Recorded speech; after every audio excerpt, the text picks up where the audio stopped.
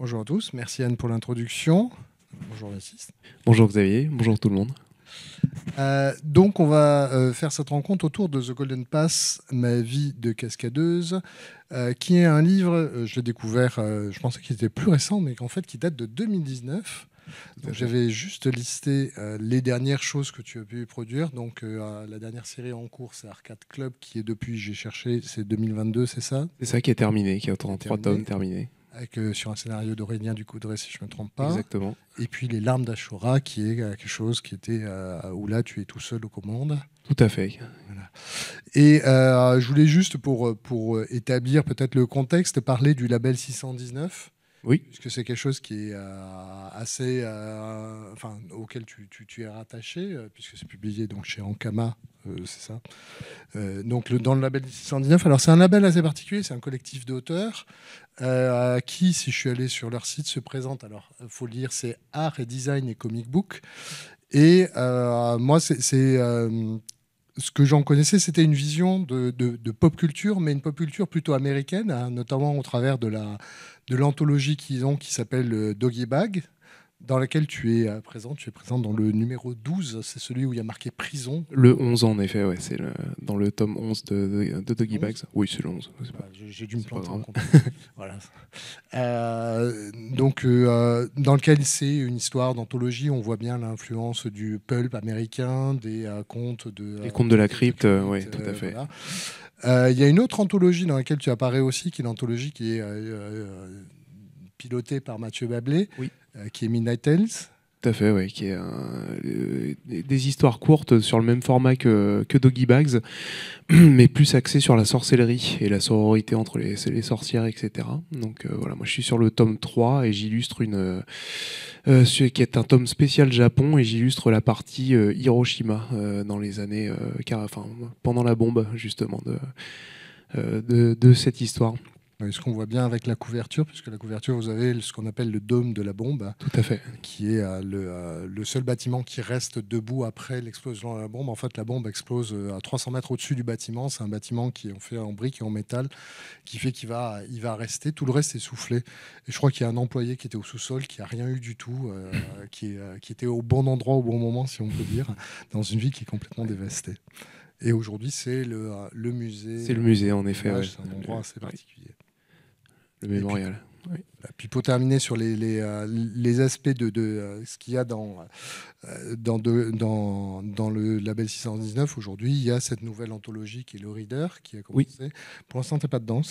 Pour l'instant, je ne suis pas dedans, je suis dans le prochain à sortir cette année. Voilà. Dans lequel on reprend à nouveau ce même système, très Tales from the Crypt, très eerie, creepy, bref, toute cette culture américaine. Et pourquoi je pose cette question-là? C'est-à-dire que Golden Pass, c'est une autre culture dans laquelle ça s'intègre. Oui.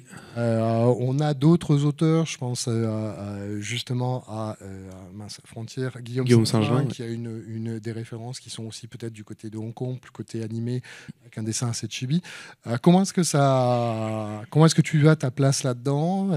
Comment tu t'es retrouvé dans le label 619? Alors c'est marrant parce que j'ai toujours eu tendance à penser que moi, The Golden Pass, j'aurais pas pu le faire éditer chez d'autres maisons d'édition. C'est un projet assez particulier et qu'on pourrait qualifier de niche, parce que ça parle non seulement du cinéma hongkongais, mais ça parle du cinéma hongkongais, d'action, et sur une période très très définie, c'est-à-dire 90-2000.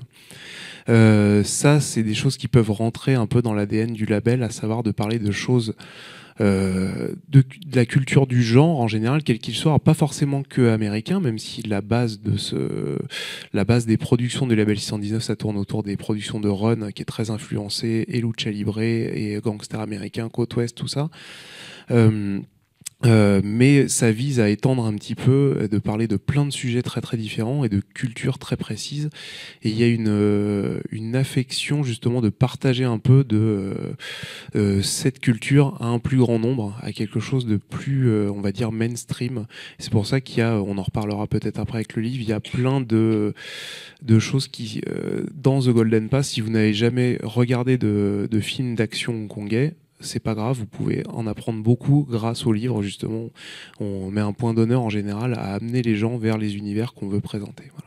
Oui, il y a cette idée que c'est pas une culture, que c'est une culture facile d'accès, c'est-à-dire c'est une culture qu'on propose. Le reader, il y a vraiment, pour prendre le plus récent, hein, il y a Oui, à la fois c'est un mélange de texte, de mise en page, de de trucs fausses et de fausses publicités. Ouais. publicités. Et il y a cette idée que finalement, il n'y a pas besoin d'avoir, comment dire, d'apprendre des choses pour réussir à en avoir l'action. C'est immédiat, il y a quelque chose de direct, un plaisir direct. On retrouve aussi des schémas finalement qui sont aussi très intégrés dans notre consommation narrative, je dirais. L'histoire courte avec une chute, l'histoire courte Oui, horrifique avec une chute oui. qui boucle, enfin, des choses Avec comme un ça. twist, en effet. Et c'est le but, c'est on n'est pas. Enfin, je parle au nom du label en général. On n'est pas dans une démarche documentaire. Hein. Donc, on n'est pas dans le déroulé de faits historiques. On est là on reste sur de la fiction, sur des choses. Mais la fiction est créée à partir d'univers qui existent déjà et d'univers que les gens connaissent pas forcément. Donc, moi, en l'occurrence, c'est Hong Kong, le cinéma hongkongais, mais ça reste une fiction. On en reparlera après, mais les personnages dedans sont pas les vrais acteurs et actrices de la période. Euh, mais on sert d'un univers particulier pour raconter l'histoire qu'on a envie de raconter. Et voilà, à l'instar de ce qu'a fait par exemple Guillaume avec PTSD, par exemple Guillaume Singelin, qui a raconté l'histoire d'une d'une ancienne soldat de guerre qui revient voilà, après une guerre. Il parle justement du PTSD à travers un univers qui est très proche de Hong Kong, de la même manière. Voilà. Après, tu dis il y a pas la volonté d'être documentaire, il y a quand même une forme je trouve, c'est quelque chose qui vous habite, si je prends l'ensemble de 619, parce qu'il n'y a pas de documentaire, en même temps, il y a Short Story, qui Oui, est fait par Run et Florent Maudot, si je ne me trompe pas, qui est un documentaire, ou du moins un document très précis sur la mort d'Elizabeth Short, qui est le Black Dahlia, et dans lequel il y a la volonté d'être le plus proche possible de la réalité et de réhabiliter ce personnage qu'on a toujours présenté comme étant finalement une victime normale, puisque c'était une mauvaise fille, que finalement bah, c'était un peu de sa faute si elle s'était retrouvée comme ça. Le Black Dahlia, juste pour info, c'est le crime, c'est un des crimes des années 50 américaines qui qui a vraiment marqué énormément la psyché américaine. Il y a le livre de James Ellroy, le Black Dahlia, et Ellroy, si vous n'avez pas lu, je vous conseille de lire My Dark Places, qui est son autobiographie dans laquelle il revient sur l'origine de sa fascination pour le Black Dahlia, parce que sa mère est tuée peut-être par le même tueur, je ne sais plus si c'est quelques mois avant ou après, mais disons, il y a quelque chose, et on y retrouve un petit peu je trouve, le même dispositif qu'il y a dans Short Story, c'est-à-dire la sorte de réhabilitation de quelqu'un qu'on avait vu comme étant finalement une mauvaise fille qui méritait ce qui lui était arrivé, pour au contraire le montrer comme quelqu'un de fragile qui était véritablement victime d'une atrocité. Et pourquoi je parle de ça? Parce que je trouve qu'il y a un peu ce même genre de choses dans ton livre. On va essayer d'explorer ça.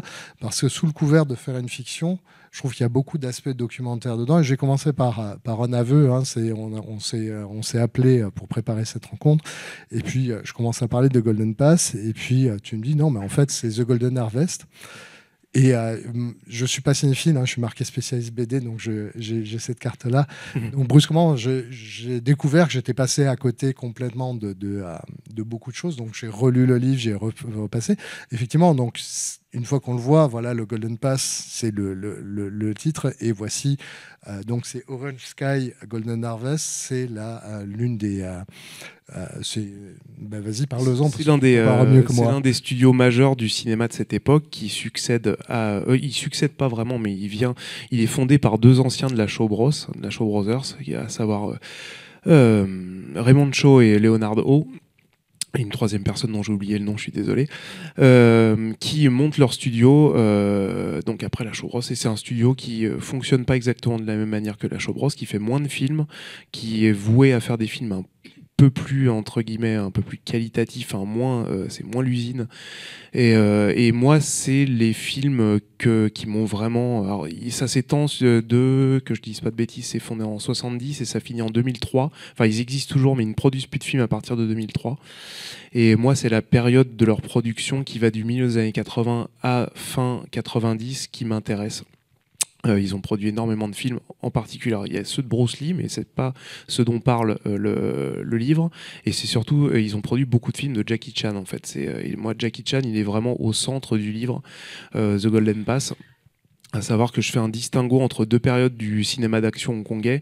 Il y a la période, on va dire, très traditionnelle, avec beaucoup de gens en costume dans des décors, avec des chorégraphies martiales très très millimétrées, etc. Un contre un.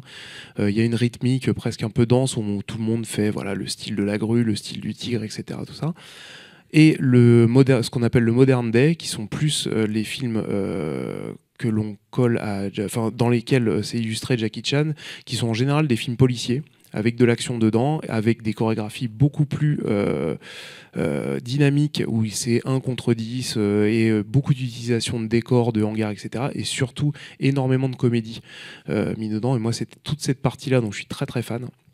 Donc c'est une partie très très petite du cinéma d'action hongkongais, mais à laquelle je voulais rendre hommage via ce livre, via The Golden Pass, d'où le logo que j'ai retourné sur le côté pour faire le logo des studios Golden Pass, dont voilà le titre du livre, etc. Voilà. Une fois qu'on commence à voir, il faut que tu me donnes cette clé-là, on se rend compte. Je me suis rendu compte qu'il y avait beaucoup de jeux comme ça. Donc, il y a effectivement Eagle Chan, qui est Jackie Chan. Il y a Sammo Hung, qui est Sammo Hung, ouais. Sammo Hung. Il y a ensuite, même lorsqu'il y a une autre maison, oui. une maison de production qui est Asia Films. Oui. En fait, c'est Media Asia Entertainment, si je ne me trompe pas. Oui, voilà. Là, donc il y a ce truc, et puis il y a des moments où on se retrouve, j'ai commencé à faire une liste et puis j'ai abandonné, mais il y a des noms qui reviennent et dont on... Tout à fait, très rapide. Il y a Billy Chunks et Isabella Chunks, si je ne me trompe pas, ou quelque chose comme ça. Il y a Mars, qui est Mars. Oui, qui est Mars, ouais, en effet. Ouais. On en parlera peut-être après quand on verra un peu les différents portraits d'acteurs dont je me suis inspiré. Mais pour en revenir par rapport au côté documentaire, quand je disais qu'on ne faisait pas du documentaire, c'est que la volonté de base des livres n'est pas une volonté de documentaire. C'est-à-dire on n'est pas là juste pour raconter un déroulé Wikipédia ou autre chose. On raconte une histoire. Par contre, là où j'ai parlé de Run, qui est à l'origine du label 619, il est, comme pas mal d'autres auteurs là-bas, intransigeant avec les détails. Il faut qu'on y croie. Donc, c'est-à-dire que si vous faites Hong Kong, si vous dessinez Hong Kong, vous devez être impeccable sur le sens les voitures dans le sens de conduite, par exemple. Vous devez être impeccable sur les rues, sur les choses, même sur les panneaux que vous écrivez en arrière-plan. Il ne faut pas que ça raconte n'importe quoi. Il ne s'agit pas justement de faire n'importe quoi avec ça et d'emmener les gens dans notre voyage. Donc autant être le plus réaliste, entre guillemets, possible. Même si on y reviendra peut-être, moi il y a des choses sur lesquelles j'ai pas été pile poil comme il faut dessus, mais bon, il n'y a rien de scandaleux non plus sur le... Donc, puisqu'on parle de personnages aussi, j'ai lu que parmi les autres idées qui étaient à l'origine de ça, c'est ta découverte d'un personnage particulier qui est l'actrice Yukari Oshima. Yukari Oshima, en effet. Qui est aussi connue sous le nom de Cynthia Luster. Oui, tout à fait. En Occident, elle est connue sous le nom de Cynthia Luster. Alors, je dis qu'elle est connue, elle est vraiment pas connue du grand public.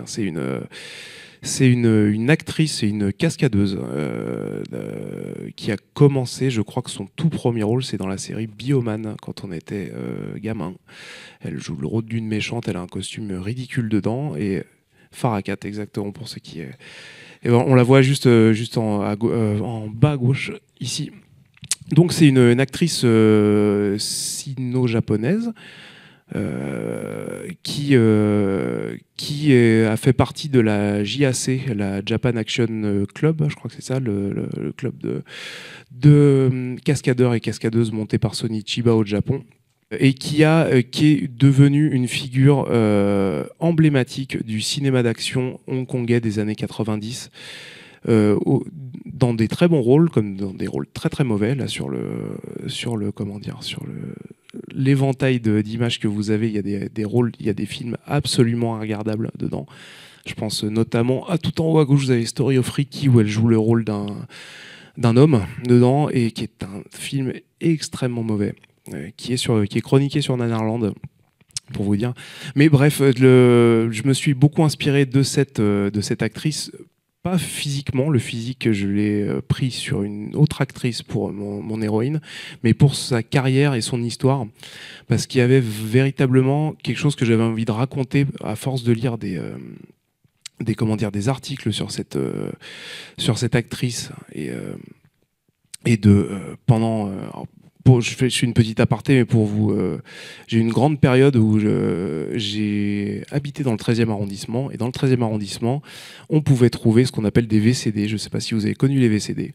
Chez Musica, et chez Musica, vous aviez pour 2,50 €, vous aviez un film complet qui tenait sur 2 CD en qualité absolument dégueulasse, de 250p par 300 peut-être, je sais pas.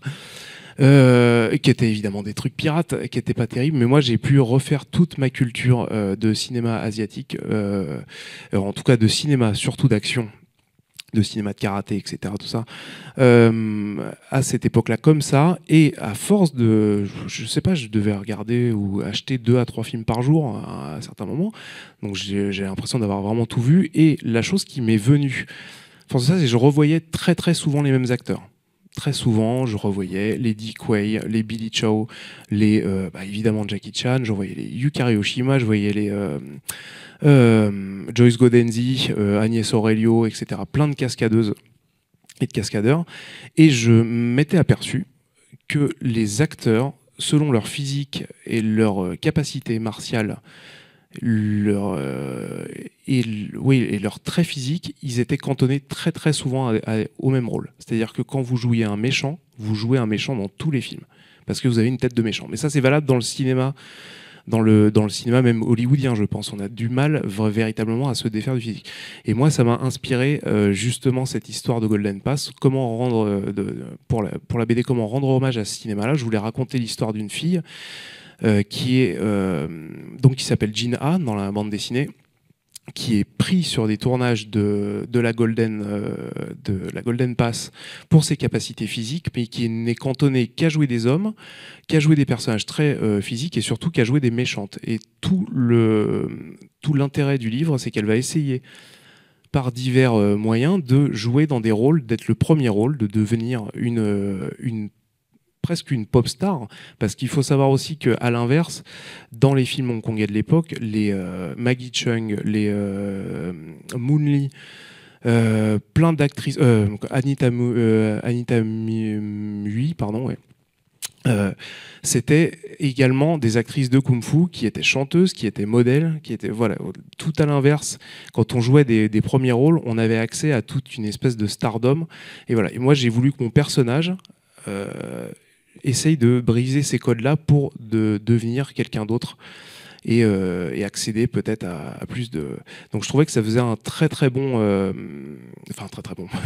que ça faisait un bon point de départ pour raconter quelque chose et de parler non seulement du cinéma, non seulement de parler du déterminisme et des rôles qu'on vous fige sur le physique, et accessoirement aussi de parler de la condition de la femme au cinéma aussi, qui les rôles ne vous sont pas donnés, ne sont pas exactement les mêmes, quel que soit votre physique, en fait. Enfin, entre guillemets, plus vous êtes mignonne, plus vous avez accès à pas mal de choses. Donc il y avait tout ça qui se mélangeait un petit peu, et je voulais raconter ça, et ça se cristallise à travers ce personnage de Jin Ha, et de voilà. Ça, c'est l'actrice qui s'appelle Ha Chi-chun, qui est une actrice, j'ai envie de dire mineure, parce qu'elle n'a pas joué dans énormément de films, mais qui a joué à chaque fois que des méchantes. Il n'y a pas un film où elle joue le rôle d'un bon personnage, et c'est une actrice qui me fascinait beaucoup à l'époque, même si on l'a pas vue jouer dans beaucoup de choses. Et je me suis basé sur elle pour, en tout cas, le physique de mon personnage, pour son visage, etc. Voilà, c'est... Oui, cette image-là, c'est une capture de d'un de tes pages Pinterest. Mon tableau Pinterest. Oui. Il y en a d'autres ici, donc sur des documentations, et puis aussi sur, à nouveau, voilà, des personnages des acteurs qui est la base de Joseph Wong, si je me trompe pas, qui est Wang, qui est donc Joseph Waring, ouais. le méchant de la deuxième partie du bouquin. Voilà, qui lui aussi a le physique tiré d'un acteur qui s'appelle Yuen Wah, qui est un acteur que j'adore, qui joue dans ses rôles les plus connus chez nous. Ça va sûrement être dans les Stephen Chow, dans justement le Kung Fu Hustle, mais qui est un acteur véritablement mythique du cinéma d'action hongkongais, qui a un physique très particulier, qui est un excellent artiste martial et surtout qui a un sens de la comédie c'est un acteur que j'adore et malheureusement il joue dans ma bande dessinée le rôle d'une ordure infâme, mais voilà, il fallait bien que je mette des traits sur certains personnages. Donc oui, pour en revenir un petit peu à ces tableaux Pinterest, en bande dessinée, moi j'ai entendu deux définitions de la bande dessinée. Il y a quelqu'un qui m'a dit un jour que c'était le storyboard de luxe, parce que c'était la manière de pousser véritablement un storyboard, etc. Et quelqu'un d'autre m'a dit que c'était le cinéma du pauvre, bande dessinée. Et je trouve que les deux versions sont très, très justes sur beaucoup de choses, dans le sens où moi j'adhère à ces deux définitions, dans le sens où en effet vous êtes aux commandes de tout, vous êtes réalisateur quand vous faites une bande dessinée, donc c'est vous qui choisissez les costumes, qui choisissez les décors, qui choisissez l'éclairage, qui choisissez la photo, et aussi qui choisissez votre casting. Et moi, ce que je vous montre là avec le Pinterest, c'est littéralement mes fiches de casting. En fait, vous choisissez qui va jouer tel ou tel personnage. Même quand vous écrivez des choses de fantasy ou des choses comme ça, vous êtes quasi obligé de prendre des références. Alors surtout au label 619 où on est très très influencé par le cinéma plus que par la BD en elle-même, on prend très très souvent des modèles chez des personnages qui existent. Et alors moi, avec le cinéma hongkongais, j'avais qu'à me servir entre guillemets, parce que j'en avais vu des centaines et des centaines d'acteurs auxquels soit j'avais envie de faire référence, soit j'avais envie de prêter des traits parce que je trouvais que ça marchait très très bien avec certains personnages. Alors, ce que tu dis sur des acteurs qui seraient limités à certains rôles, alors moi, ça me fait penser à Osamu Tezuka, donc grande figure du manga, inventeur du manga moderne, si on veut aller très vite, donc grande figure de l'après-guerre et qui va remettre en place une dynamique sur le manga au Japon. Et en fait, Tezuka, il a ce qu'on appelle le Star System, c'est-à-dire qu'il a, du moins dans la première partie de sa carrière, des personnages qui sont toujours les mêmes. Le but, c'est une efficacité narrative, le fait que quand vous ouvrez un Tezuka, vous reconnaissez immédiatement les personnages. Et il a un Star System, et on avait fait une expo sur lui, et on avait trouvé, il y avait un document dans lequel il listait ces différents personnages en expliquant quel type de rôle, à quel type de rôle ils pouvaient prétendre, quel était leur cachet. Et finalement, donc il y faisait lui aussi, comme tu le dis, un casting sur la base d'acteurs, en quelque sorte, qui étaient aussi très très limités dans les rôles qu'ils pouvaient prendre. Donc il y avait les méchants de service, donc il y a Ham, qui est voilà, le docteur Ochanomizu, celui qui a le gros nez, qui est celui qui crée Astro Boy, si vous connaissez Astro Boy, c'est forcément un gentil. Et comme ça, il y avait plusieurs personnages qui étaient très, très identifiables et qui étaient toujours dans le même rôle, donc c'est assez amusant de voir comment ça. Voilà, il y a aussi une forme d'efficacité narrative. Ah, tout à fait. Je pense que c'est assez avéré et c'est aussi pour ça qu'on fait ça. Mais moi, je me mets à la place justement des acteurs au cinéma qui eux souhaitent changer un petit peu ça. Je trouve que c'est quelque chose d'assez cruel et d'assez dur.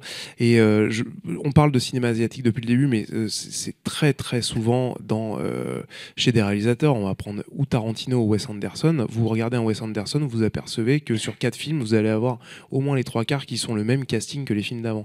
Ce qu'il y a, c'est que les acteurs vont jouer des rôles souvent très très différents.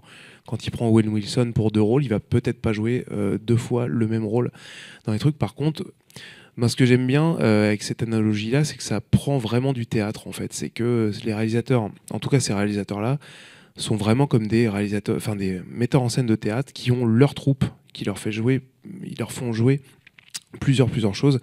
Et c'est ce que j'ai retrouvé, moi. Alors, peut-être que je l'ai imaginé un peu fantasmé moi-même, mais avec justement ce cinéma hongkongais, de me dire, tiens, il y avait une équipe de stuntman qui était très efficace, et ben ils allaient jouer des policiers, des gangsters, des types en costume, on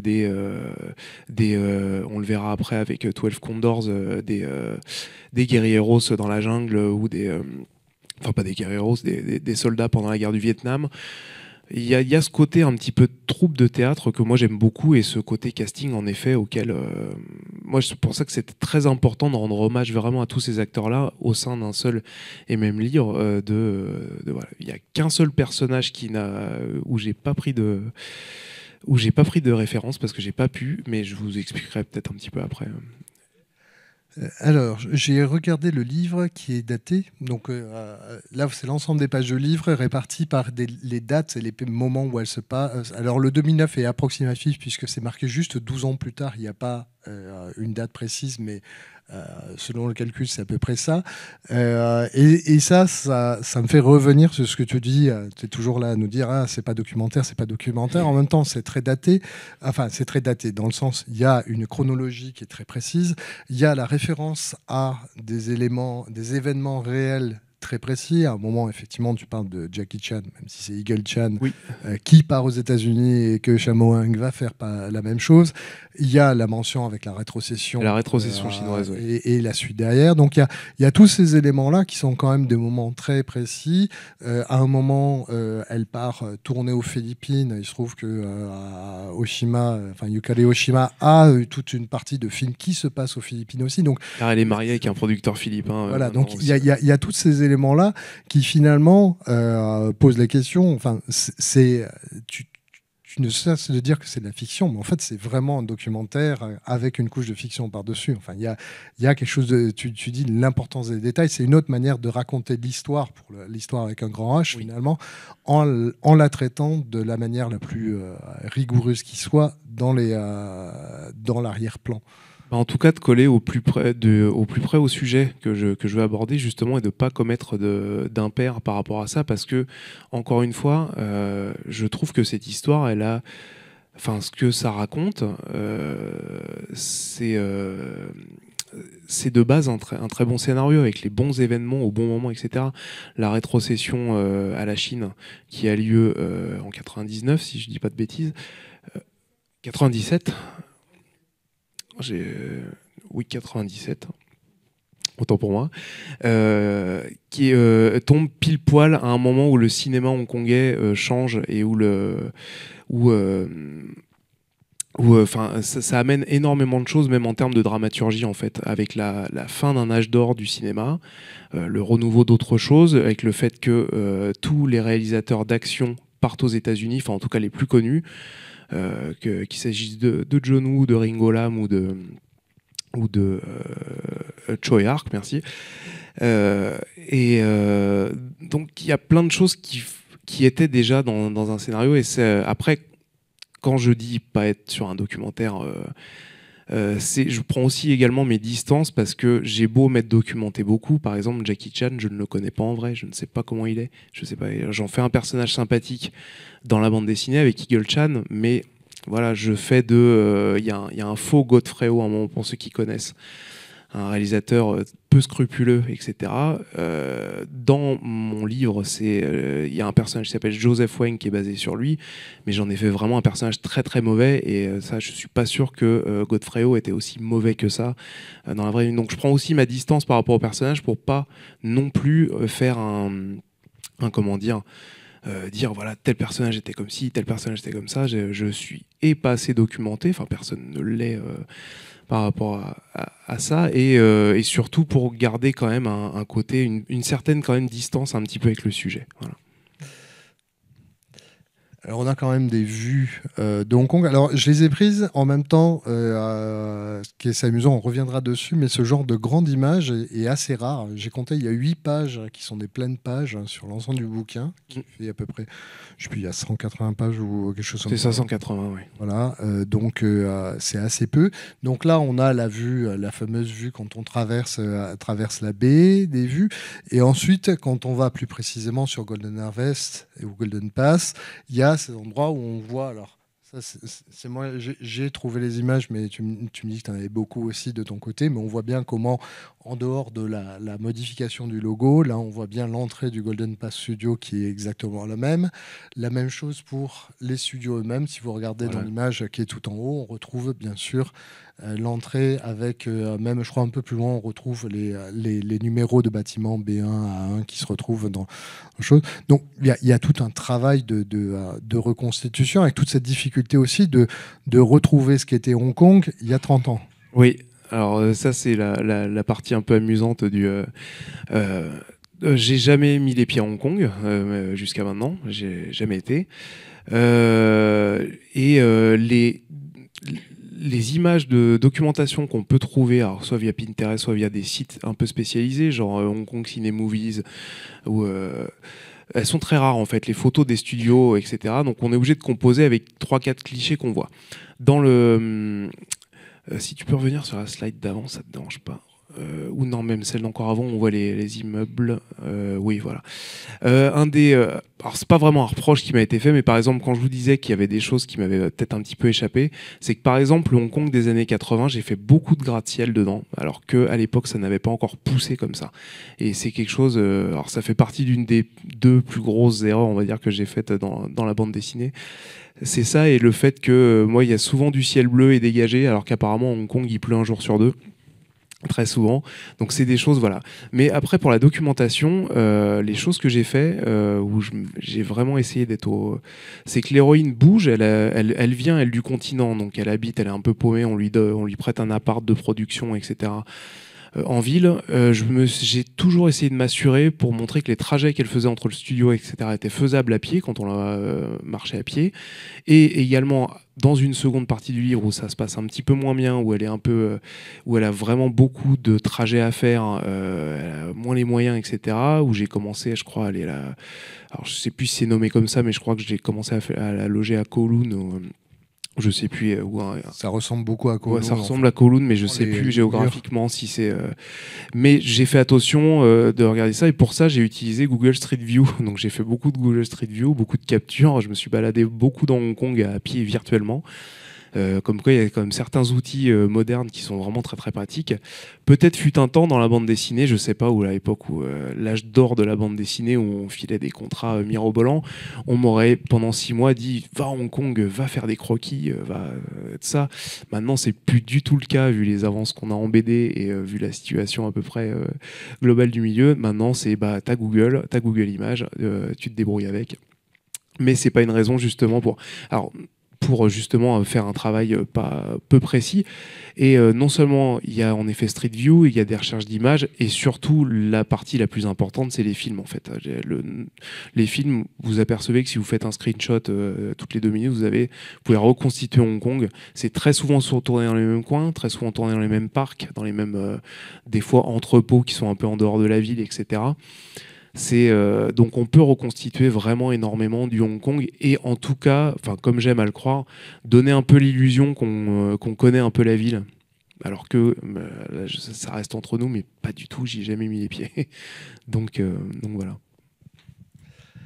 Tu parles de cinéma, justement une bonne transition, puisque donc il y a du cinéma qui est représenté dans l'ouvrage à plusieurs reprises. Alors j'ai pris cette séquence de 4 planches parce que quand tu mets en scène le cinéma, tu passes dans un mode storyboard avec ce côté. Alors c'est un petit peu plus grand que Cinémascope, le Cinémascope. Ouais. Très forcé.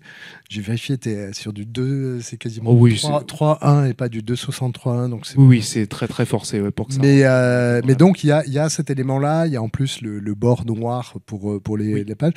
Tu prends quand même cette structure-là, je crois, pour aussi quand il y a dès qu'on est dans une scène de tournage, on n'est peut-être pas dans le cadre du film, mais pour montrer quand même, il y a quelques moments où on voit ça. On le retrouve aussi, alors je me posais la question, puisque tu m'as envoyé aussi quelques extraits de tes carnets, donc voilà un carnet et voilà les planches que ça donne ensuite. Storyboard, oui. Il y a aussi une sorte de facilité de couper en 4 la page du carnet. Ça, c'est un carnet de quelle taille en plus? C'est un carnet qui est un carnet A5. Ouais. Oui, qui est en plus. Alors là, on le voit pas parce que je pense que c'est le scan qui est réglé comme ça. Il y a des petits carreaux qu'on voit sur d'autres que tu sur une feuille à petits carreaux. Ouais. C'est ton mode de travail. Et d'ailleurs, je vous ai posé la question par rapport à ça. Ça, c'est pas la première étape. Si, ça c'est le storyboard, c'est ce qu'on appelle le storyboard, c'est la toute première étape du... Pas d'écriture avant. Si, j'ai un script, pardon, oui. Il y a le script en effet, mais la première étape graphique, c'est celle-ci, celle du storyboard, donc c'est un dessin à main levée, où vous voyez les visages, les choses comme ça, on se prend pas vraiment la tête. Alors moi je le détaille beaucoup parce que je suis un angoissé de nature, et j'aime bien dès le début que ce soit très très précis, ce qui peut être un piège, parce qu'après vous enfermez dans votre narration et dans votre mise en scène à des choses qui pourraient évolué. C'est une étape extrêmement importante et là pour le coup je vais vous reparler un petit peu du label 619 et de la relation que j'ai eue avec Ron et qui assurait le suivi éditorial de ce livre. C'est comme ça que vous échangez en fait sur votre mise en scène, sur ce que vous allez faire. En fait, c'est une des meilleures previews que vous pouvez donner en fait à votre éditeur. Et lui qui va, alors vous voyez, il y a une page, un commentaire en jaune par-dessus, qui est un commentaire de Ron qui m'avait fait un retour sur mon storyboard au tout début. Alors là, on voit également bien le côté carnet à petits carreaux. Ce qui est les propositions qu'on a vues ensemble à partir de cet échange de storyboard, il y a eu deux choses qui sont vraiment hyper importantes pour le livre. La première, en effet, c'est ce que tu disais sur le cinémascope de certaines scènes. C'est lui qui m'a suggéré de faire ça pour qu'on voit vraiment la différence entre la caméra, entre ce qui se passe derrière la caméra et devant. Moi, à la base, c'était beaucoup plus flou dans ma bande dessinée. Je voulais que les frontières soient plus floues, justement, entre les deux, mais lui trouvait que c'était beaucoup plus efficace si on segmentait véritablement comme ça, sachant qu'à un moment dans le livre, j'en dis pas plus, mais ça devient un tout petit peu plus flou. Ces trucs-là, il y a une séquence en particulier où on a ce traitement-là, mais pas exactement, parce que la vie de l'héroïne commence à se mélanger avec sa carrière. Et l'autre, d'autant plus important, vous voyez tous les phylactères en jaune. Tout ça, c'est de la voix off, parce que c'est l'héroïne elle-même qui raconte son aventure, qui raconte sa carrière. Et ça, c'est une proposition. Au début, moi, il n'y avait pas ça dans mes premiers jets de storyboard. C'était des séquences muettes et je trouvais que le bouquin allait trop vite et qu'on s'attachait peut-être pas assez au personnage. Et Ron m'a dit, mais dans ce cas-là, mets une voix off, elle va raconter des choses qui ne se passent pas à l'écran. Ou en tout cas dans les cases de BD, ça va permettre un peu plus d'empathie par rapport au personnage et surtout tu pourras raconter beaucoup de choses sur les techniques et les us et coutumes du cinéma hongkongais via cette voix off de personnage. Et c'est comme ça qu'on a essayé et je pense que ça a transfiguré véritablement le livre. Il n'aurait pas du tout été comme ça s'il n'y avait pas eu cet échange au début. Donc oui, le storyboard au tout début, pour moi, c'est l'étape la plus importante. Si votre storyboard est réussi, votre bande dessinée sera réussie. Quel que soit le niveau d'ancrage, de couleur, de détails que vous mettez après, si la bande dessinée, principalement, ça aussi ça a rapport avec le cinéma, si votre narration elle est bonne, la BD elle est bonne. Il n'y a pas d'artifices qui peuvent sauver. Et au contraire, si le storyboard n'est pas bon, voilà. C'est marrant que tu aies eu cette inquiétude d'un livre qui se lit trop vite. Hein. C'est quand même un livre à nouveau de 180 pages dans lequel, globalement, il y a une narration qui est assez dense. Je disais tout à l'heure, les splash pages, qui est le truc américain où on se fait plaisir, où l'artiste en met plein la vue sur une page, voire sur une double. Toi, tu en as 8 en tout et pour tout. Et elles ont un rôle très fort, puisqu'il y en a dedans, il y a notamment celle-ci qui est le début de la première partie. Celle qui est on le voit ici, il y a marqué première partie à Jean. Il y a deuxième partie avec Jane Ha qui répond à celle-là. Donc, et puis il y a les deux vues de Hong Kong que j'ai mises, et puis il y a d'autres. Il y a aussi 2 pages noires qui ont un intérêt. En fait, oui. Elles sont à la fois là pour des questions de mise en page, hein, parce qu'il y a des pages qui sont sur des pages de droite qui doivent être sur une page des pages de droite. Et donc, il faut une page qui soit en face, mais qui, dans la narration, vont être une ponctuation des 2 parties. D'ailleurs, il y en a une dans chaque. Il y en a une. Il y a 2 parties qui se répondent. Il y a 2 parties. Il y a 2 pages noires qui répondent. L'une étant la fin correspond à une sorte de 3 petits points. Voilà, mais donc ce que je veux dire, c'est que tu as une narration qui est quand même très dense. C'est un livre qui prend du temps à lire. Donc c'est marrant, cette inquiétude que ça aille trop vite. Alors, je pense qu'elle est légitime, cette inquiétude, mais pour tous les auteurs de BD. C'est-à-dire que quand vous faites un livre, moi je fais 180 pages en 1 année et demie en moyenne, et encore je vais assez vite. J'ai un rythme assez soutenu. Quand vous passez 1 an et demi sur une bande dessinée et heureusement on vous dit j'ai dévoré ton bouquin, il m'a fait une soirée, vous vous dites voilà, ça a été hyper vite, disons que j'ai bossé 1 an et demi. Donc moi il y avait toute cette angoisse que j'avais un peu par rapport à ça, même si au contraire je préfère largement qu'on me dise ça, que j'ai dévoré ton livre, j'ai dû faire une pause un moment parce que je préfère qu'on me dise ça que j'ai pas réussi à finir ton livre, c'était une purge. Donc non, mais il y a toujours ce côté-là où on passe tellement de temps à produire, quand on fait la couleur, le scénario, les dialogues, la mise en page, etc., tout ça. on sait très bien que la lecture d'une planche de BD, ça se fait moi-même. Hein, j'en ai lu des BD très très vite, alors que le dessinateur a passé vraiment des années sur chaque planche. Donc oui, c'était. Après, c'est pas vraiment. Je suis pas là non plus pour que les gens passent 3h30 sur chaque case non plus. Ça reste un truc de dessinateur, ça. En même temps, voilà, tu parlais tout à l'heure de Kowloon, c'est vrai que la case qui est tout en haut fait beaucoup penser aux images qu'on peut avoir des fameuses cités où c'est muré, où c'est extrêmement, Kowloon extrêmement qui dense. n'existe plus, je crois, maintenant. Ça a été rasé. Oui, la fameuse cité. N'existe plus. C'est dans les années 90, ouais, c'est ça, ouais, que ça a été. Ok.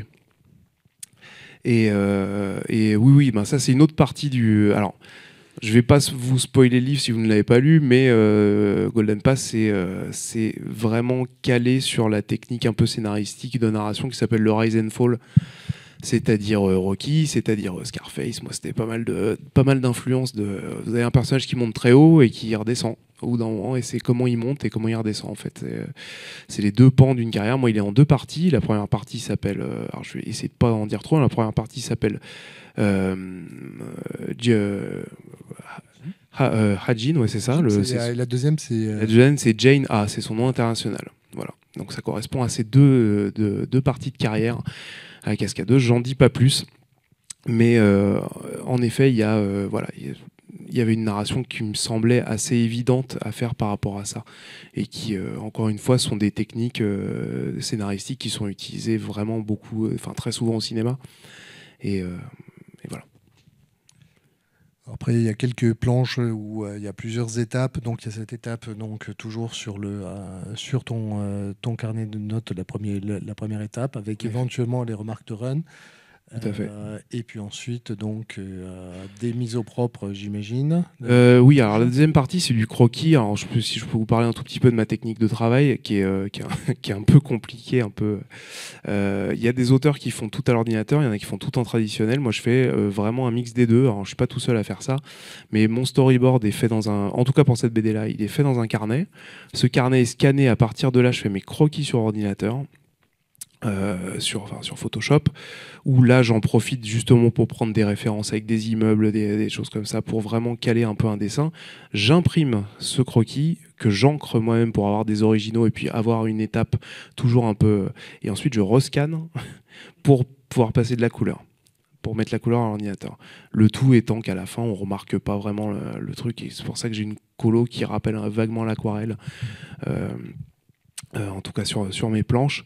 Et voilà, donc c'est un petit peu fastidieux parce qu'il y a du scan. Maintenant, pour les dernières bandes dessinées que j'ai fait, surtout celles de jeunesse, je suis vraiment intégralement sur un iPad dessus, mais je sais que je vais revenir progressivement aussi à réintégrer un petit peu de traditionnel dans mon dessin, ne serait-ce parce que j'en ai marre d'avoir les yeux flingués à cause des écrans d'ordinateur. Et puis parce que c'est toujours très très chouette de recomposer avec les accidents que peuvent promettre un peu des outils traditionnels. C'est pas juste, si vous connaissez pas la bande dessinée, il y a plein d'auteurs comme ça qui ont des techniques complètement frappadingues quand on y réfléchit pour justement aller chercher ces accidents.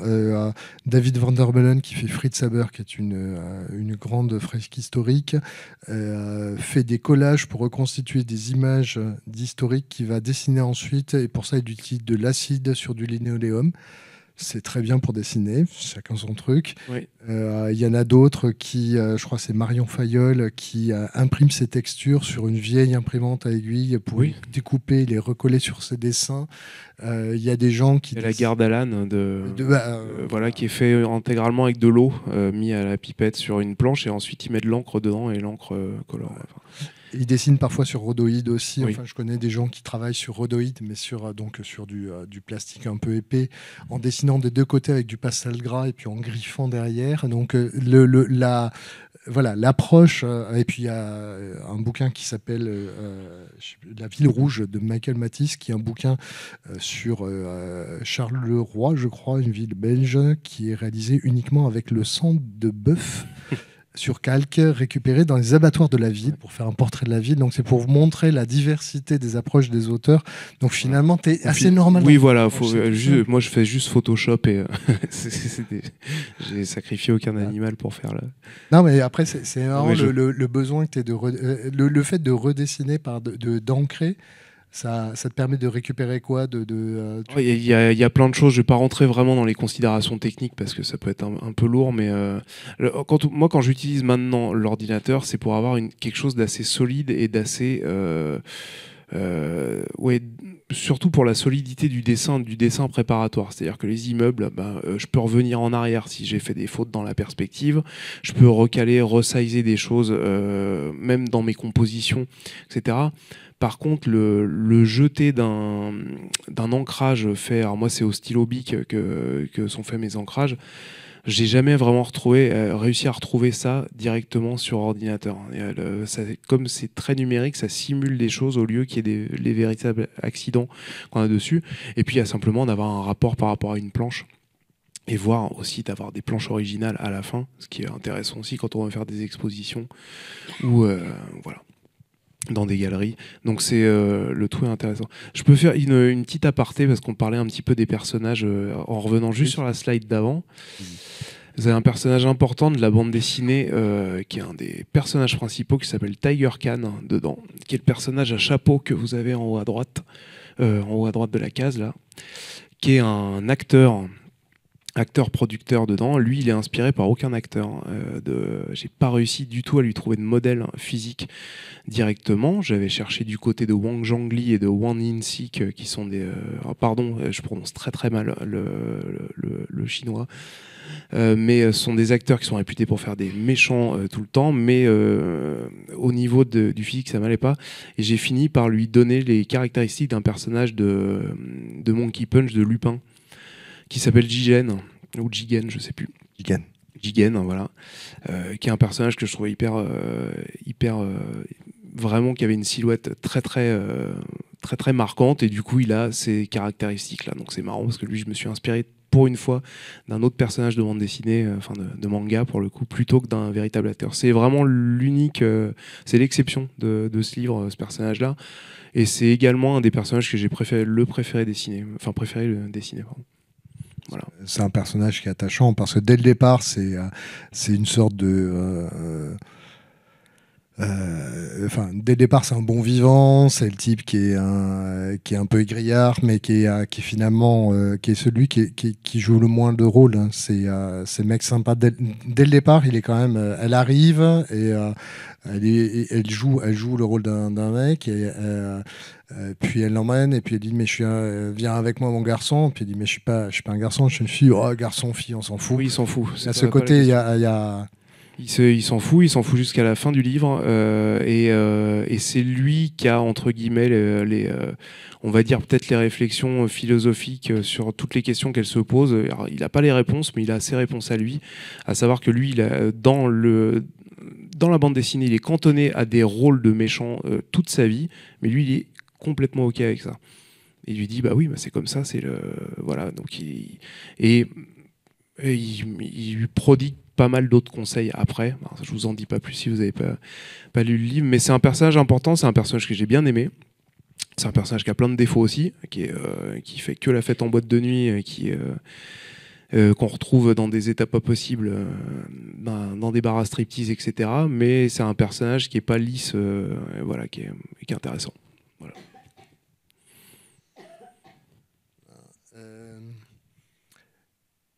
Alors j'avais mis cette scène-là pour la question de la représentation des moments d'action, même si on en a vu beaucoup avant, mais c'est quelque chose dans lequel tu as pris un plaisir à essayer de... Où est-ce que ça a amené des problèmes qui étaient des problèmes intéressants à essayer de résoudre, de savoir comment représenter ça, puisqu'en fait on passe d'un médium, le cinéma, où il y a quelque chose qui avance, et à la bande dessinée où finalement c'est le lecteur qui va avancer, et donc c'est à toi de l'emmener, de lui donner envie de passer à la case d'après. Donc la question de la représentation, notamment de ces scènes d'action, elle est voilà, c'est... Moi, c'est quelque chose qui me fascine. Le combat, de toute façon, les arts martiaux, j'adore dessiner ça. Je trouve qu'on peut raconter énormément de choses autres que de la castagne bête et méchante via le combat, via les positions des personnages, leur comportement, leur langage corporel. Moi, c'est quelque chose que j'aime beaucoup. Je cherche plus récemment, alors pas à m'en séparer, mais à diluer peut-être un petit peu ça pour pas tomber un petit peu dans la caricature de l'auteur qui fait que du combat. Je sais que ça peut mettre pas mal de gens sur le côté, ça. Si on se dit Baptiste Pagani, ouais, bah, c'est que de la baston. Voilà, j'ai pas envie que les gens pensent que parce qu'il y a du combat dans les œuvres que je fais, c'est forcément décérébré et nanar. Mais par contre, je trouve que c'est très très important de raconter plein de choses via le combat. Et du coup, non, moi j'ai aucun problème. C'est peut-être même les choses qui me font le moins peur à dessiner. Il y a plein de choses qui me font peur de dessiner en dessin, hein, les véhicules, les animaux, les chevaux en particulier. Dans ma BD d'après, Les Lames d'Ashura, il y a des chevaux par centaines. Je sais pas du tout pourquoi j'ai fait ça. Mais je sais pas, j'avais voulu me prouver quelque chose et voilà, bref, c'était une tannée. Là pour Hong Kong, autant non, là j'avais toutes les références qu'il me fallait, je savais exactement dans quel film, quel personnage mettait tel coup de pied à tel moment. J'avais aussi des cadrages qui étaient déjà tout faits à certains moments, de savoir si on peut, je sais plus, revoir peut-être des slides où il y a des trucs de cinéma. Alors ça c'est dans un nanar, donc elle joue dans des nanars à un moment. Mais voilà, celle-ci, vous voyez cette planche-là, qui est juste au-dessus, c'est tiré, alors c'est réinterprété, mais c'est tiré d'un film qui s'appelle Wheels on Mills, où il y a un affrontement entre Jackie Chan et Benny Urquidez dans le vrai film. Là, je l'ai remis dessus. Et les cadrages, c'est des cadrages quasiment intégrales du film. Parce que c'est des cadrages, en fait, qui sont très bons. Pour ceux qui connaissent un peu le cinéma de Jackie Chan, en tout cas les vieux, les vieux films, pardon. Je ne parlais pas de vous, qui connaissaient un peu ces premiers films, on va dire ceux qui sont de période début des années 80. Il y a des films qui réalisent, comme Le Marin des mers de Chine, comme Polystory, etc. Et c'est des films que je trouve vraiment très très bien réalisés. La caméra est super bien posée. Il y a très peu de cuts.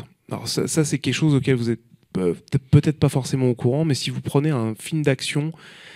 Allez, on va essayer de pas tracher les films d'action modernes tous. Mais un film avec des acteurs qui ne sont pas vraiment cascadeurs de base. On va prendre, je sais pas, Taken, avec Liam Neeson. Taken, vous avez une séquence de combat, il y a à peu près 28 cuts en une minute, enfin même pas en une minute, en 10 secondes. Il y a un truc qui est très connu sur internet, c'est Liam Neeson qui saute par-dessus une palissade. C'est cuté 7 ou 8 fois juste le fait qu'il saute par-dessus. Les films de Jackie Chan, comme c'était des cascadeurs qui étaient prêts à tout, qui étaient extrêmement entraînés, qui avaient tous fait l'opéra de Pékin, qui étaient prêts à se fracasser à travers des vitres, des tables, etc. En fait, la caméra, vous pouviez la poser et filmer en plan fixe. Tout comme dans un Charlie Chaplin, tout comme dans un Buster Keaton, il s'en revendique lui-même de dire ça. Et du coup, ça vous fait des plans cinématographiques qui sont véritablement impeccables et que moi, j'ai quasiment pas réussi à retrouver récemment, à quelques exceptions près, à savoir tous les films faits par des anciens cascadeurs, les John Wick, les Atomic Blonde, tous ces films, ce renouveau du film de cascadeur maintenant, sont des films qui sont déjà cinématographiquement vachement plus intéressants. Mais en tout cas, les films de la Golden Harvest et ces films-là, il y a véritablement moi, j'ai pu me régaler en prenant des screenshots, en disant ça, c'est parfait, j'ai déjà ma case, j'ai déjà le film est comme ça, et en plus, ça lui rend hommage. Et je m'en aperçois, vous voyez, le plan, alors c'est pas pour m'envoyer des fleurs non plus, hein, je suis pas, mais le plan où la tête de la cascadeuse fracasse une vitre en premier plan, c'est un véritable plan d'un film, c'est un plan de Polystory, ça, que j'ai repris. Et en fait, je trouve que ce plan, il marche bien, que ce soit en dessin ou en film. Donc voilà, c'est l'un dans l'autre. Non, voilà. Pour en revenir à la question, je me suis vraiment beaucoup éloigné du sujet. Pour en revenir à la question de base, non, c'est vraiment quelque chose qui m'a pas du tout fait peur. Et au contraire, je leur demande encore maintenant. Voilà.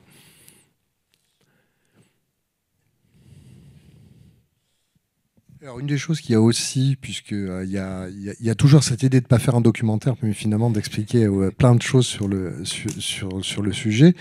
Ça sont 3 planches qu'il y a dans la première partie, qui sont des planches explicatives, donc c'est Tricks for Action Flicks, et qui vont être suivies dans la deuxième partie, Et on voit bien comment ici on est avec le logo du Golden Path et ici on est avec Asian Films, le Tricks for Cheap Flicks qui sont avec un code couleur différent et puis avec une tonalité et un sujet qui est différent aussi. Donc il y a cette volonté toujours de très pédagogique, très oui, voilà, c'est pour accompagner, mais encore, enfin oui, voilà, encore une fois, il y a en effet ce côté documentaire parce qu'on veut coller au sujet, mais c'était pas le but premier du livre. C'est ce que je dis. La première partie, donc c'est Tricks for Action Flicks, qui veut dire petites astuces pour des films d'action. Ça vous explique plein de choses qui sont évidentes quand on connaît un petit peu le cinéma d'action hongkongais. Les câbles, l'utilisation des câbles, ceux qui n'en utilisent pas, l'utilisation de mettre de la magnésie de gymnaste sur ça, c'est un truc qu'a inventé par exemple Jackie Chan, de mettre de la poudre sur les points pour quand on tape, on voit les impacts. Les impacts restent à l'écran, on voit comment on prédécoupe certains meubles pour que quand le cascadeur se fracasse dedans, il se fasse moins mal. Alors spoiler aussi, ils se font quand même extrêmement mal très très souvent parce que chuter de 8 mètres avec juste un petit coussin dans le dos qui est lui-même caché par un costume, je sais pas comment on fait les types pour pas finir en chaise roulante dessus, mais il y a beaucoup d'abnégation dans ce qu'ils faisaient, mais il y a aussi plein de petits détails que je trouvais très intéressants à raconter dedans, comment on utilise des câbles pour dynamiser certaines scènes, comment certains en abusent, alors oui, ça me permet d'expliquer autre chose aussi qui est peut-être le truc le plus fantasque de la bande dessinée. Jin Ha, l'actrice, la cascadeuse, elle joue des rôles d'hommes dedans, elle double des hommes dedans. En réalité, ça c'est quasi jamais produit ça. Ce qui se produit, c'est très souvent l'inverse. C'est-à-dire que des premiers rôles féminins étaient doublés par des mecs.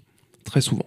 Parce que certaines actrices étaient soit assurées ou justement avaient des carrières de pop star en cours, etc. Ou elles n'étaient pas assez aussi formées, elles venaient pas de l'opéra de Pékin directement, donc elles assuraient pas l'intégration. En tout cas, les cascades les plus dangereuses, elles les assuraient pas jusqu'au bout. Ceci étant dit, elles assuraient quand même 100 à 200 fois plus de cascades qu'une actrice occidentale. À l'époque, c'était quand même des actrices très très rodées. Donc ça explique plein de choses en fait, comment on se débrouille en fait pour arriver à fabriquer ça. Et la seconde partie, donc qui est juste après, qui concerne ces Tricks for Cheap Flicks, donc c'est petites astuces pour des films pas chers. Et là, ça vous explique l'envers du décor de comment tourner comment faire 3 films à partir d'un seul tournage, de comment piéger des acteurs avec des contrats litigieux, de comment cramer son studio pour toucher l'assurance et comment quitter le pays en cas d'accident. Voilà, c'est un peu plus parodique. C'est basé. Alors, je me suis beaucoup basé sur des choses que j'ai lues sur le site qui s'appelle Nanarland, que vous connaissez peut-être. Tous, où il y a des interviews vraiment hallucinantes de réalisateurs, d'escrocs, littéralement dessus. Et même si chez Nanarland, c'est toujours des escrocs un peu plus sympathiques que la personne qui est dans la bande dessinée, mais voilà, ça raconte ça et je trouvais ça très marrant de faire le contrepoint, d'expliquer aussi comment on fabrique des nanars au final à la chaîne, parce que ça a été très très important dans les années 80-90, les films de ninja, voilà. Alors ces pages-là, elles viennent rythmer le récit. Alors je disais, il y a 2 parties, mais en fait, c'est quand on regarde, je reviens à nouveau avec ces découpages du bouquin, dans lequel on a en fait des chapitres de facto qui se mettent en place avec à chaque fois en entrée une affiche et à la fin une de ces fiches techniques. Donc il y en a 3 et ensuite il y a les 3 noirs qu'on voit ici. Et en fait les 2 chapitres que j'ai mis sont ceux qui se terminent, si je me trompe pas, par la fameuse page noire que j'ai pas mise ni pour l'un ni pour l'autre. Donc le 4e ici. Et puis celui qui est sur la fin, qui est une sorte de 3 petits points pour la suite de conclusion à l'épilogue. Ça c'est pour le fun de rythmer comme ça. À quel moment tu te dis tiens, là c'est le bon endroit pour faire une sorte de virgule. L'idée de mettre je vais mettre aussi les fameuses affiches. À quel moment ça arrive ça? Je trouvais justement que de rythmer, de présenter la vie d'une cascadeuse via sa filmographie, c'était une bonne idée. Donc en fait, j'ai chapitré tout en fonction des films qu'elle faisait, bons comme mauvais.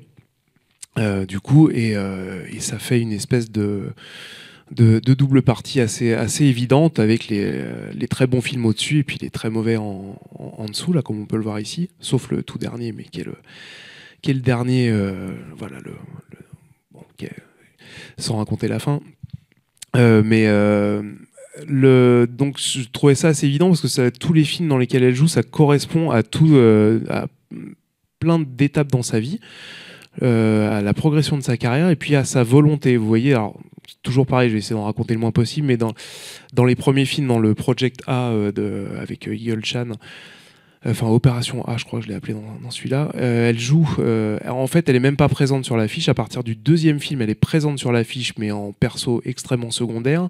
Elle commence à avoir un rôle un peu plus important à partir de 12 Condors, qui est le troisième film, et à la fin, avec Good Cop Bad Cop, elle est programmée pour être l'héroïne principale. Donc il y a quand même une progression pour ensuite être l'héroïne principale de films nettement moins prestigieux et voilà, que je vous laisserai découvrir si vous n'avez pas encore lu la bande dessinée. Et donc je trouvais ça assez logique et ça m'a permis en plus de faire appel à un ami qui m'a fait ces superbes illustrations donc d'affiches, un illustrateur qui s'appelle Gabriel Roman. C'était juste avant. Ah oui, pour les... Ça, alors ça, c'était une image que tu avais donnée pour oui, ça c'est une de mes collections de VCD que j'ai encore à mon bureau. Ça, c'est encore ton Pinterest et j'ai réussi à identifier ça. Alors avec le truc très bizarre que le Project A, c'est une affiche japonaise. Oui. L'affiche chinoise n'a rien à voir. C'était pour les briefings, ça, à mon ami illustrateur, donc Gabriel Roman, je lui ai filé et je lui ai dit, il dessine de manière assez photoréaliste, il fait beaucoup de photobashing, etc. Donc il a pu fabriquer ces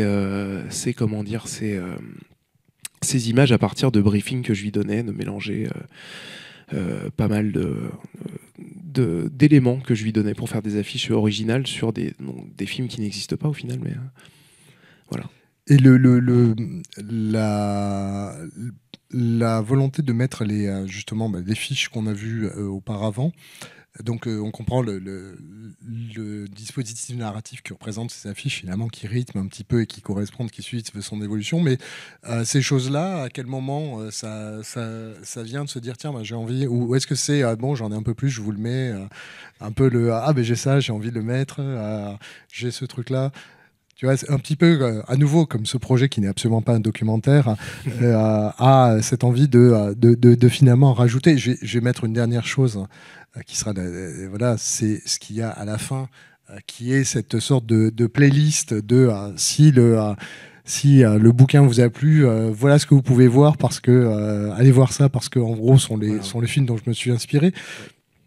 C'est ça, je pense que c'est mon passage au label 619 qui a conditionné ça, parce que j'ai été très impressionné de travailler dans les doggy bags, les doggy bags sont entrecoupés d'articles sur, par exemple, moi, comment dire, l'histoire que j'ai faite, le 30 pages que j'ai faite dedans, c'était sur une prison en Haïti, avec des histoires de vaudou, et la bande dessinée est entrecoupée pas entrecoupée, elle est intercalée entre un article sur l'état de Haïti, l'état des prisons, l'état carcéral,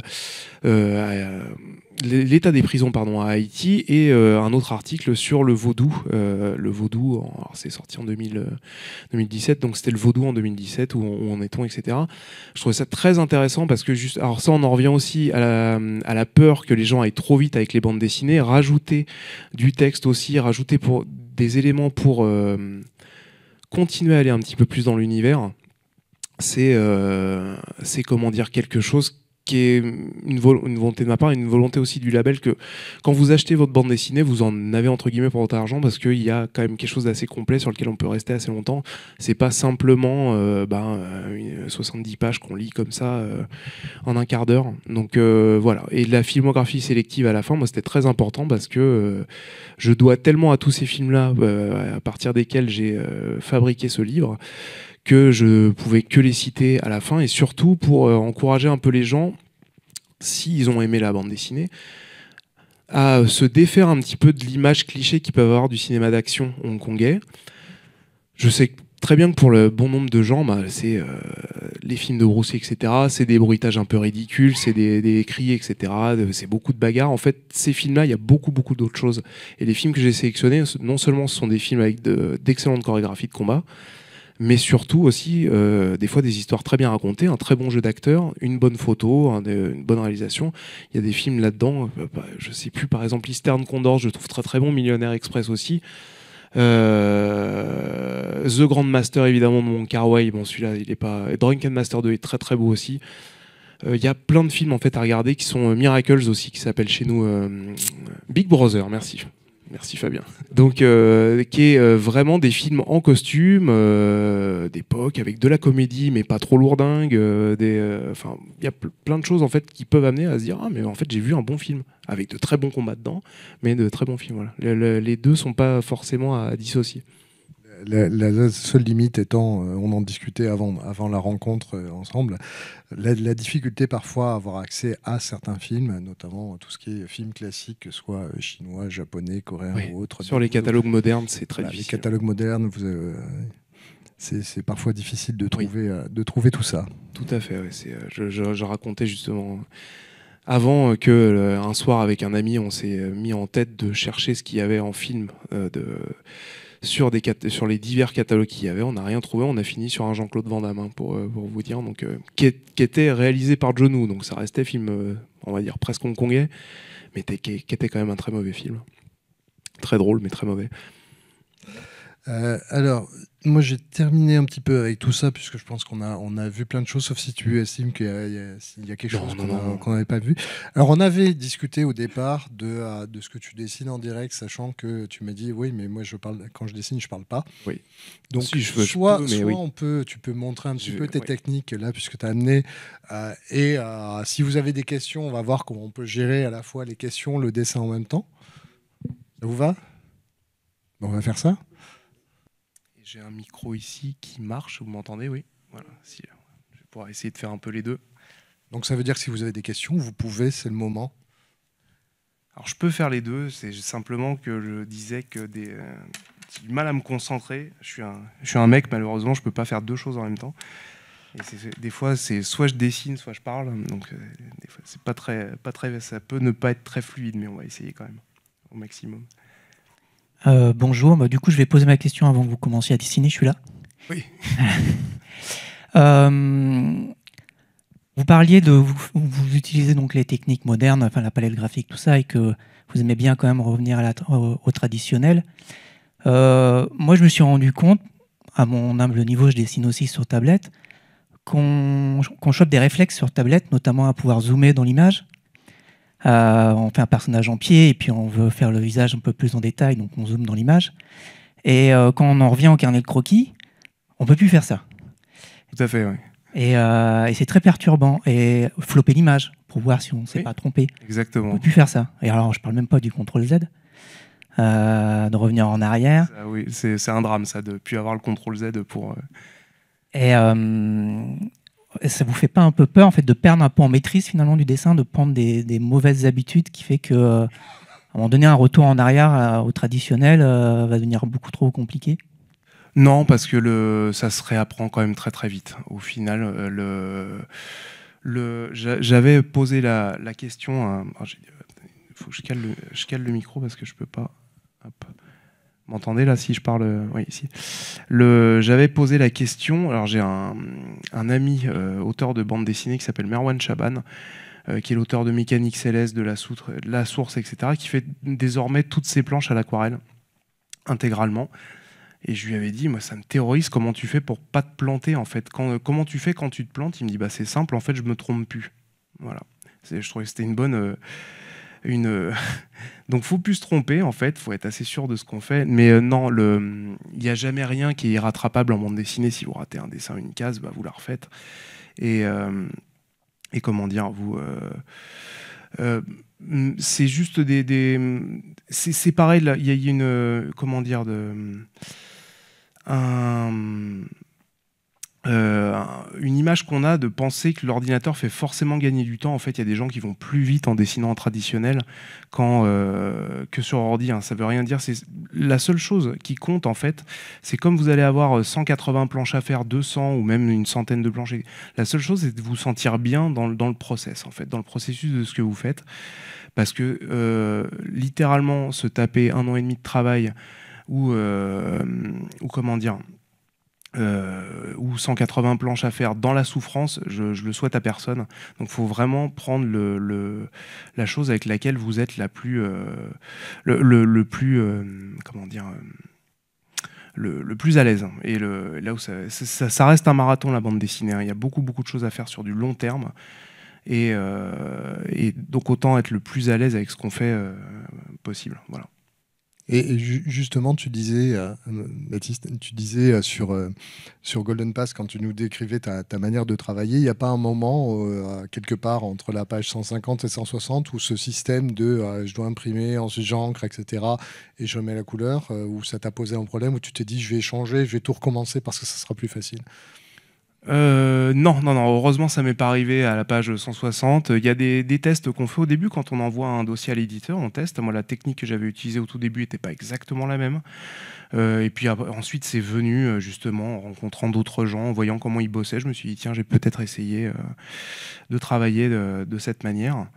Donc non, ça au début, en général on se débrouille pour que tout soit calé au début et qu'on reste collé à une technique et ne surtout pas changer en plein milieu. Je sais que ça arrive à certains dessinateurs, hein, c'est déjà arrivé, hein, mais comment dire, de base, vaut mieux éviter justement de...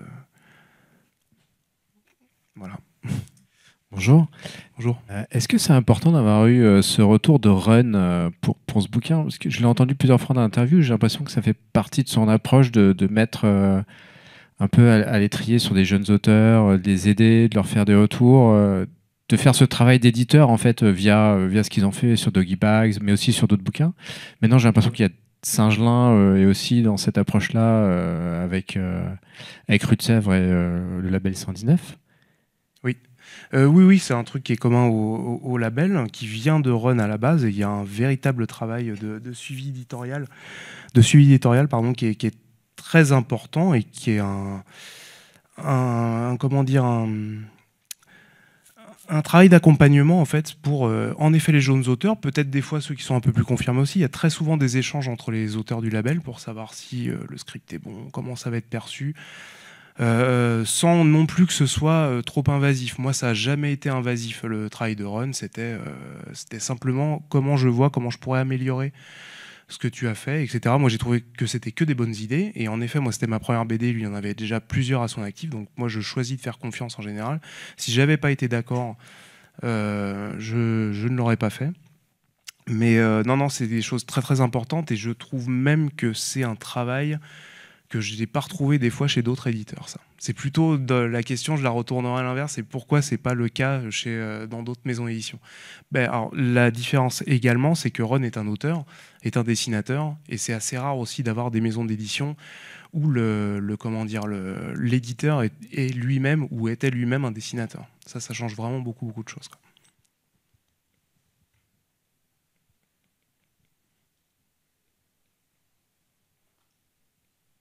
Là, pour ceux qui peuvent reconnaître, donc je dessine l'héroïne Jean A, qui est inspirée d'un film qui s'appelle My Lucky Stars, pour ceux qui connaissent. En français, c'est le flic de Hong Kong, exactement, qui est un film assez moyen, qui a beaucoup de comédie potache, un peu lourdingue, comme on en faisait à l'époque, mais où d'excellents combats d'excellentes scènes de combat, dont une avec une actrice qui s'appelle, une cascadeuse également japonaise comme Yukari Oshima, qui s'appelle Michiko Nishiwagi et qui est également un peu bodybuildeuse, et je me suis beaucoup inspiré de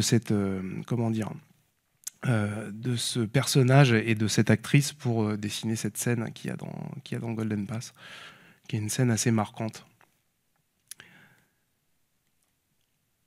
Où encore une fois, Jean A joue le rôle d'une méchante. Quand tu dessines, tu mets de la musique, tu mets la radio? Autant, ouais. C'est des podcasts, beaucoup, pas mal d'émissions de jeux vidéo, je ne vais pas vous mentir. Oui, des podcasts, des émissions, des Twitch de temps en temps, d'autres dessinateurs. Ça occupe beaucoup. Des documentaires, Arte. Il y en a eu un sur Jackie Chan d'ailleurs, il n'y a pas très longtemps. Je ne sais pas si vous l'avez vu. Et voilà, beaucoup de documentaires. Et oui, je suis très très souvent au CAS. Je partage un atelier avec des camarades qui font de la BD, certains d'autres, il y a des architectes, des designers produits, etc. Depuis la pandémie et depuis le Covid, il y a beaucoup de gens maintenant qui sont au téléphone tout le temps. On fait beaucoup de réunions, je pense que vous en savez tous un peu quelque chose. Donc du coup, c'est très important d'être au CAS et d'écouter des choses quand même pour se concentrer un minimum sur ce qu'on est en train de faire. Et moi, c'est mon cas pour le coup. Bonjour, j'ai une question ici. Oui, bonjour. Alors, moi, en ce moment, je suis en études d'animation et on me dit très souvent que pratiquer certains sports, ça aide vachement à comprendre, à comprendre la manière dont on peut transmettre le mouvement dans le dessin et tout. Et donc, ma première question, c'était si vous pratiquez les arts martiaux ou pas. Pas du tout. J'en ai jamais. J'ai fait 1 an de Viet Vo Dao avec un ami qui était prof. Ça m'a beaucoup plu.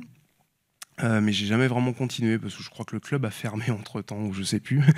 Non, j'ai jamais. Moi, je suis quelqu'un. Alors, je me suis jamais battu de ma vie. J'ai peur des coups et j'aime pas la violence. J'aime pas ça en général. Donc c'est assez contradictoire par rapport au fait de dessiner tout le temps du combat. Mais oui, par contre, en effet, pratiquer ou au moins aller voir des gens qui pratiquent en vrai. C'est-à-dire, alors, depuis le début, je vous dis très souvent que je fais la pause sur des films, etc. pour reprendre, mais rien ne vaut aller regarder des entraînements de taekwondo, kung-fu, tai chi, mais même, j'ai envie de dire d'autres sports, par exemple le golf. Vous pouvez aller regarder du golf. Il n'y a rien de plus compliqué à dessiner qu'un swing de golf parce qu'on tord vraiment le corps dans tous les sens avec le bassin, etc. Par contre, ça vous fait comprendre pas mal de choses sur le transfert de force. Alors, t'es étudiante vous êtes étudiante en animation où ? Là, j'ai fait une année de préparation à l'atelier de Sèvres. Ok. En cinéma d'animation. Génial. Et donc l'année prochaine, je vais étudier en première année à l'école Émile Cole. Je sais pas si. Super, si, bien sûr. Ouais. Ok, bon voilà. C'est ça. Très bien. Et donc, le sport en général, je pense, un des trucs les plus importants, c'est de comprendre en fait les transferts de poids, les transferts de force. Oui. Quand tu dessineras un personnage, par exemple, je sais pas, je prends un exemple vraiment bidon, un footballeur qui met un coup de pied dans un ballon. Limite le plus important dedans, tu vas t'apercevoir, c'est pas comment le pied touche le ballon ou quel est l'angle, c'est simplement comment sont positionnés les bras, comment est positionnée la tête. Tout ça, ça donne en fait parce qu'en fait, pour donner de la force dans des choses, c'est pas simplement faut forcer, faut simplement transférer du poids, son propre poids sur des choses. Et je trouve que le golf, c'est vraiment un des meilleurs exemples parce que pour ceux qui ont déjà fait du golf, quand vous arrivez à frapper une balle correctement, c'est-à-dire une fois sur 200, quand ça passe, vous apercevez que la balle, vous l'envoyez vraiment à des kilomètres, vous l'envoyez très très loin, alors que vous n'avez pas forcément forcé plus que ça. Et en fait, ça, c'est la magie du transfert de poids et de force. Et ça, je pense que c'est un des principes d'animation qui est vraiment... si tu arrives à mettre ça dans l'énergie de tes personnages et tout ça, ça fera des très très bonnes animations et des choses assez où on y croira, quoi. Moi, c'est en tout cas à chaque fois ce que j'essaye de faire quand je dessine des mouvements de kung-fu. Vous voyez ce que je vous disais, par exemple, là, je suis en train de parler sérieusement et j'ai pas avancé du tout mon dessin, donc c'est vraiment l'enfer. Ouais, mais donc comme quoi, je suis vraiment incapable de faire deux choses en même temps. Merci pour ces conseils. Sachant que j'ai jamais fait d'animation. Je suis de formation, je suis storyboarder, mais dans la publicité. J'ai jamais eu la chance de travailler dans les studios d'animation. Ou alors très peu pour des courts-métrages. Mais... Je vais vous stopper encore alors. Pas de problème, je vais essayer de faire en voyant, alors moi je n'ai pas lu la BD, mais en voyant un peu les screenshots là, à l'image, j'ai trouvé que la colorisation un peu aquarelle, moi, m'a fait penser pas mal aux premières pages colorisées qu'il peut y avoir dans Ghost in the Shell. Alors, je sais pas si... Très gentil. Hein, c'est très gentil, merci. Il y a pire comme comparaison. Ouais. Mais en même temps, c'est pas une aquarelle très pastel. C'est-à-dire qu'il y a quand même des couleurs qui sont assez marquées, assez fortes. Vive, ouais. Ouais. Alors ça m'a évoqué ça. Et finalement, vous avez un style de dessin qui est qui a une petite fragilité, je trouve, et qui m'évoque aussi un peu le dessin. Alors je suis désolé, j'ai bouffé son nom. C'est Chiro, c'est ça? Ouais, ça m'a évoqué ça un peu. Donc voilà, je sais pas si c'était une référence pour vous, c'est quelque chose avec vous avez, Chiro, c'est un des dessinateurs favoris en effet, ouais, dessus. Merci déjà pour cette comparaison. Le côté fragile du dessin chez Chiro, je le vois pas vraiment parce que moi je trouve que c'est vraiment un dessinateur excellentissime et extrêmement solide. Au contraire, je vois pas du tout. En fait, c'est pas péjoratif quand je dis fragile, c'est-à-dire qu'il y a de pas forcément faire de la ligne claire, de pas. Oui, je vois. Oui. Il y a ce côté un petit peu crayonné, et puis s'il y a une petite erreur de symétrie, c'est pas très grave. Oui. On y gagne en humanité, en dynamisme. Et tout à fait. Moi, c'est pas forcément volontaire, moi, que j'ai repris un peu cette chose-là, mais je suis vraiment très très influencé par. Ça fait partie des dessinateurs qui m'influencent le plus, avec peut-être Yoshitaka Amano, qui est le chara-designer des Final Fantasy, pour ceux qui connaissent, qui a un dessin très très, lui aussi, dans un style où, en effet, on a l'impression que même s'il y a des choses qui sont fausses, c'est pas grave, parce que ça reste, c'est pas le but du dessin que tout soit parfait. Moi, je suis un peu dans cette mouvance-là. Alors, faut quand même arriver à. Le problème quand vous êtes dans d'assumer on va dire cette position-là, c'est qu'après vous n'êtes pas à l'abri de critiques, on va dire de la part de gens qui consomment de la BD de manière à peu près traditionnelle et normale, de dire le dessin il n'est pas fini, là ouais c'est un peu mal fait, on peut vous coller cette étiquette de c'est pas très bien dessiné. Moi c'est quelque chose avec laquelle j'essaie de me débattre un peu parce que j'ai envie de m'améliorer évidemment, mais j'ai pas non plus envie de changer, de sacrifier le côté spontané de mon dessin, côté presque première intention des fois, pour aller dans quelque chose. Si je dessine mieux entre guillemets, c'est que je vais passer plus de temps, ça va faire peut-être quelque chose d'un peu plus figé, et au final peut-être on va s'embêter. Moi je vais m'embêter, et surtout le spectateur va s'embêter. Donc il y a je pense un entre-deux à trouver là-dedans. Moi, c'est presque un peu le chemin que je cherche, en tout cas en dessin. Et je cherche à m'améliorer un peu dans ce sens-là. Mais on m'a également, moi, dans les critiques positives et négatives que j'ai eues, c'est que oui, des fois, certaines cases peuvent être un peu inégales, mais par contre, tout est au service de la narration, et ça me fait plaisir. Parce que pour le coup, moi, c'est vraiment la chose qui importe le plus. Je préfère avoir un livre qui se raconte très très bien et qui se lit très très bien, et qui soit des fois peut-être un petit peu moins polish aux entournures, que l'inverse. Qu'un dessin parfait, mais au final, la BD est un artbook et on s'en fiche de la narration. Voilà. Donc peut-être qu'il y a de ça peut-être que ça, je tiens ça de dessinateurs comme Chiro, en effet, que Masamune Chiro. Je trouve amusant la référence à Chiro parce que en tant que lecteur de bande dessinée, c'est moi qui parle. Moi, je pense à Akira d'un côté, donc, oui. Otomo, et puis Chiro, effectivement, dans lesquels pour les deux, je trouve qu'il y a un vrai choc de la ville. Et Hong Kong, c'est le choc de la ville. Clairement. C'est une ville qui a pendant un moment été coincée, qui a construit, ça grouille. Il fait une température, il fait une chaleur effroyable quand on est à Hong Kong. Avec 90% d'humidité, c'est insupportable. Et puis surtout une ville qui s'échelonne entre un côté le bord de la baie qui est extrêmement riche, et puis on monte et puis ça devient pauvre. Oui. Moi, je suis allé à Hong Kong et on commence sur le bord et on avance un petit peu avec mon épouse et on est tombé sur un marché chinois où vous avez de la viande qui est posée comme ça sur les étals. Il n'y a pas un frigo en vue. Oui. Il fait 40 degrés, 90% d'humidité. Vous avez des gens qui sont en train de couper les poissons en deux. Il y a le cœur qui bat encore. Il y a quelqu'un qui est en train de laver des anguilles dans un seau. L'eau, elle est noire. C'est quelque chose d'assez fascinant. Et j'ai cette vision d'un vélo qui était garé. C'était un vélo pour trimballer des bonbonnes de butane. D'accord. Vous voyez les grosses bonbonnes. En fait, il y en avait 2 devant, 2 derrière et une posée. Voilà. Et on se dit, voilà, on est 200 mètres plus bas. Il y a des gens qui sont en train d'essayer de vous vendre des Patek Philippe ou des montres forcément authentiques Oui. au milieu des banques, des plus grandes banques du monde. Et puis vous arrivez là, et là vous avez un type qui va visiblement livrer des bonbonnes de butane avec son vélo. À côté il y a ce contraste clairement, oui, absolument fascinant. oui. Je peux comprendre la fascination. Enfin, c'est vraiment. Oui, en tant que dessinateur, c'est quelque chose. Oui, il y a des scènes et des micro-scènes toutes les 5 minutes à dessiner. Après, quand on parle de Otomo et de Chiro, moi, je les mets vraiment tous les deux à l'opposé justement en termes de dessin.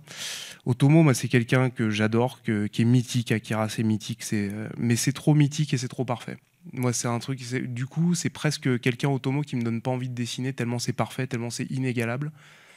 Je suis beaucoup plus attiré par des planches de Chiro moi, c'est peut-être mes dessinateurs préférés, ceux qui me disent ah tiens, vas-y, c'est faisable de dessiner comme eux, mais s'il y a de l'encouragement. Otomo, ça encourage absolument pas parce que c'est presque trop de pression et on sent presque trop l'atelier, on sent presque trop c'est parfait en tout point. Enfin, il y a zéro faute nulle part. Et ça reste vraiment un dessinateur mythique, hein, littéralement. Otomo, presque, tout comme Miyazaki, quoi. C'est trop. Non, Miyazaki, c'est autre chose encore, parce que. Mais dans ce côté dessinateur parfait, moi, je suis des fois moins attiré par ça. Des fois, je préfère avoir des choses un petit peu plus, comme on disait, peut-être un peu fragiles, un peu plus, mais qui laissent une porte ouverte, là où il y a certains dessinateurs où ils vous expliquent bon ben voilà, moi j'ai fait ça, ce sera la norme, tellement c'est fort, ce sera la norme pendant 20, 50 ans, 30 ans. Et ça me donne un peu moins envie, moi, sur le... Voilà. J'ai l'impression aussi que cette imperfection, c'est quelque chose que tu as trouvé aussi, que tu apprécies beaucoup dans le cinéma de Hong Kong. Oui, tout à fait. Oui. Beaucoup moins lisse. Oui. Clairement, ouais, sur certains points, comme je disais, il y a des films des films que je vais adorer. Moi, un de mes réalisateurs hongkongais favoris, c'est Johnny To.